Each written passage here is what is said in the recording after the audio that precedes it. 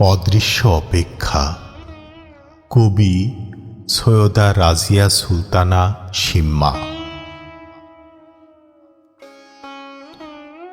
তোমার জন্য অপেক্ষা করাটা ছিল আমার জীবনের সবচেয়ে ভুল সিদ্ধান্ত।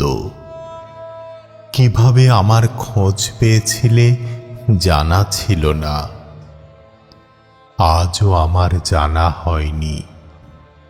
আমার অনেক অনুভূতির কথা লিখি মনে মনে, আবারও হৃদয়ের ইরেজার দিয়ে মুছে ফেলি। তারপরও মনের অগোচরে তোমার স্মৃতি ভেসে ওঠে।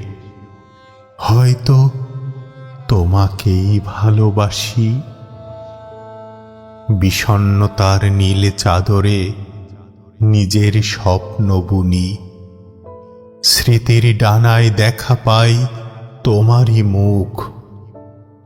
আমার অভিমানের ঘরে তোমার স্মৃতি আনাগোনা করে। সব স্মৃতি শ্যাওলা জমে নষ্ট হয়ে যাচ্ছে। তোমার স্মৃতিরা পাষাণ হয়ে হৃদয়ের খাঁচায় জমা পড়ে যাচ্ছে। তুমি হারিয়ে গেছো সব রূপকথার আধার কালো বৈশাখী ঝড়ে। আর কখনো ফিরব না বলে কষ্ট পেলে, ভীষণ বিরহের কান্নাগুলো থাকবে পড়ে একা।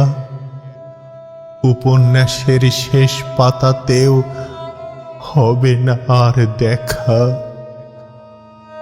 এই অদৃশ্য আক্ষেপটা থেকে যাবে চিরদিন, চিরকাল।